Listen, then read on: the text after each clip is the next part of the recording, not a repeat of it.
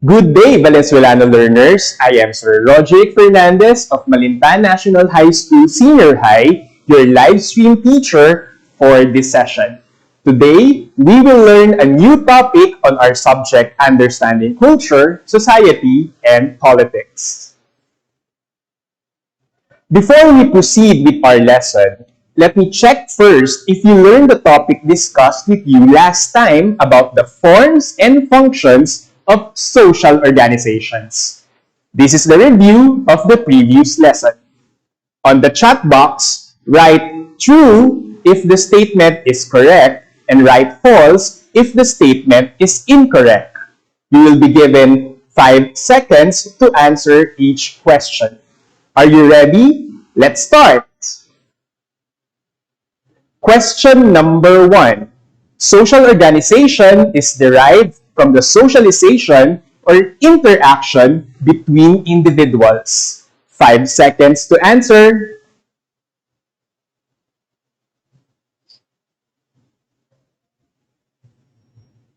The answer is true.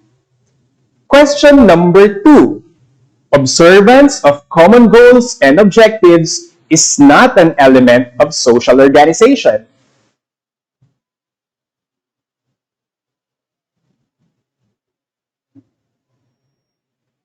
The answer is false.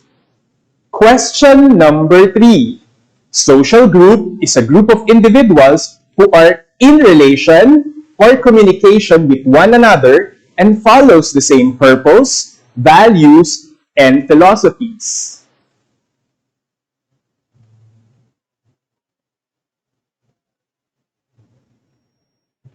The answer is true.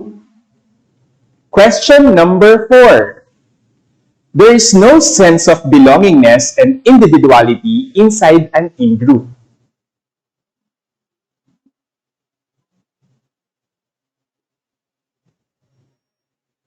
The answer is false. Last question, question number 5.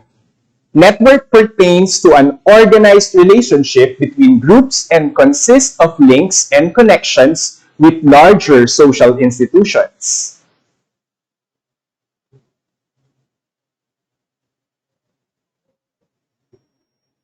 The answer is true. It seems like you already understood the topic discussed last time. Now, let us discuss a new topic today about state and non-state institutions. At the end of our lesson, you are expected to be able to explain the forms and functions of state and non-state institutions. This is the most essential learning competency for today's topic. Now, get ready as we do this logo quiz as one big team. On the chat box, type in the name of the institution being represented by each logo, coat of arms, or symbol. You will be given 10 seconds to answer. Start typing now.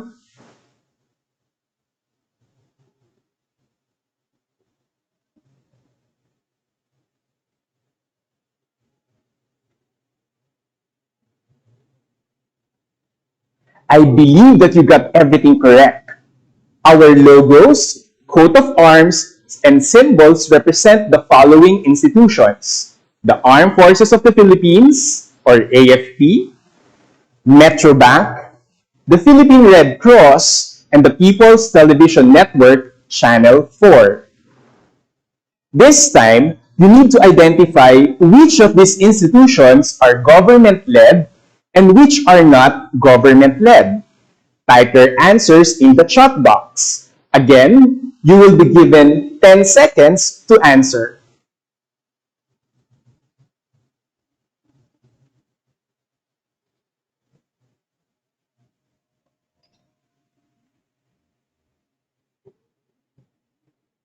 If you answered the Armed Forces of the Philippines and the People's Television Network Channel 4 are by the government, and the Metrobank and the Philippine Red Cross are not government-led institutions, then you got everything correct. From the logo quiz activity, we can infer that there are institutions devoted to the promotion of a particular cause or program which can be government-led or not. We call them state institution and non-state institution. State institutions are institutions of the government. Article 2, Section 4 of the 1987 Philippine Constitution states that the prime duty of the government is to serve and protect the people.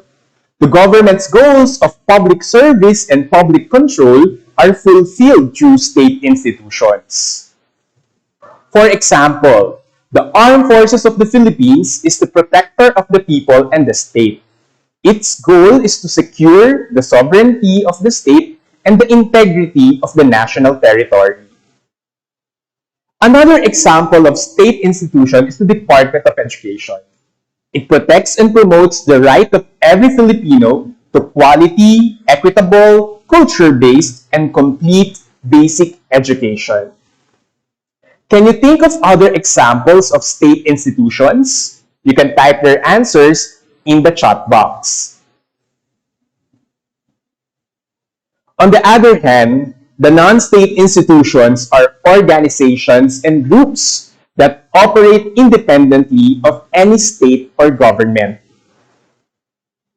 Non-state institutions take many forms, ranging from large-scale for-profit firms to individual entrepreneurs to non-profit community groups. The following are some forms of non-state institutions: banks and corporations, cooperatives and trade unions, transnational advocacy groups, development agencies, and international organizations. Providing important public services is typically seen as the responsibility of the state. However, there can be worse situations wherein some state institutions are likely to be delivering water, sanitation, education, and health. There are also situations wherein services are primarily delegated to private sectors or entities as allowed by government laws. These are being provided instead by non-state institutions. As such, non-state institutions serve a variety of purposes, focus on achieving a certain objective, and they develop services that aid people's advancement. Now that you have learned about state and non-state institutions, you are now ready to accomplish this compare-contrast graphic organizer called the Venn diagram. For part A, write down all attributes of state institution. For part B, you need to list down all attributes of non-state institution. For part C, or the overlapping parts of the two circles, write down the similarities of state institution and non-state institution. You can do this activity on your Ucsp notebook.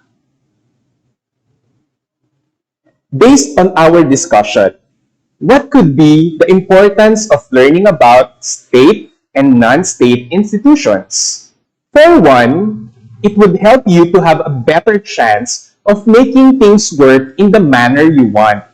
In other words, you have a better chance of helping to determine who gets what, when they get it, and how they get it through different services provided by different state and non-state institutions. Do not forget the simple recap of what we have discussed in today's session. Both state and non-state institutions form the backbone of a society.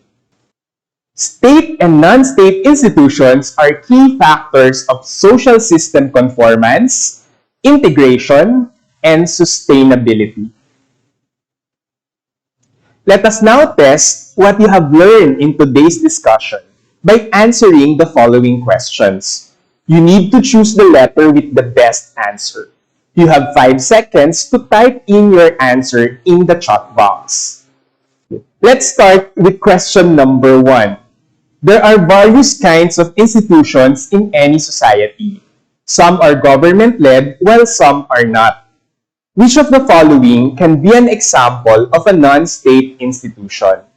Letter A, Department of Education. Letter B, transnational advocacy groups. Letter C, Armed Forces of the Philippines. Letter D, Department of Health. 5 seconds to answer.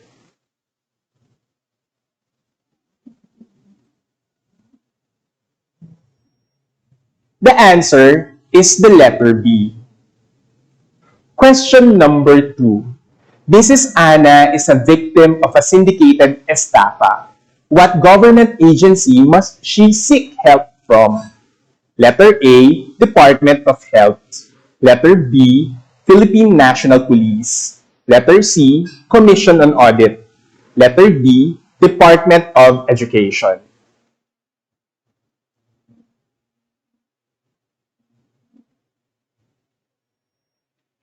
The answer is the letter B. Question number 3.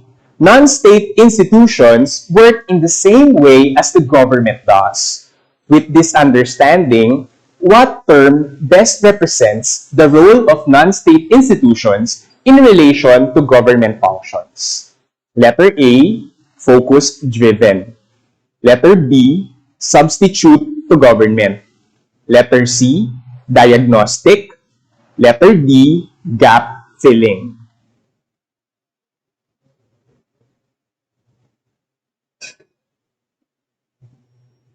The answer is the letter B. Question number 4. This non-state institution is considered a financial intermediary. It collects deposits from the public and lends those deposits for the development of various sectors of the economy, such as the industry and commerce. Letter A, corporation. Letter B, development agencies. Letter C, bank. Letter D, transnational advocacy groups.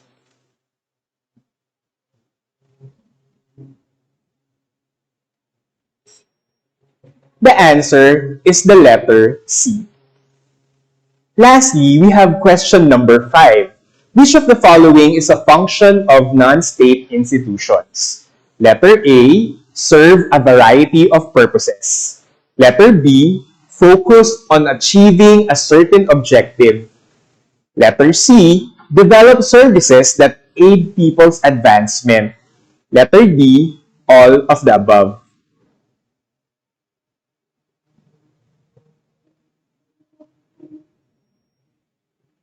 The answer is the letter B.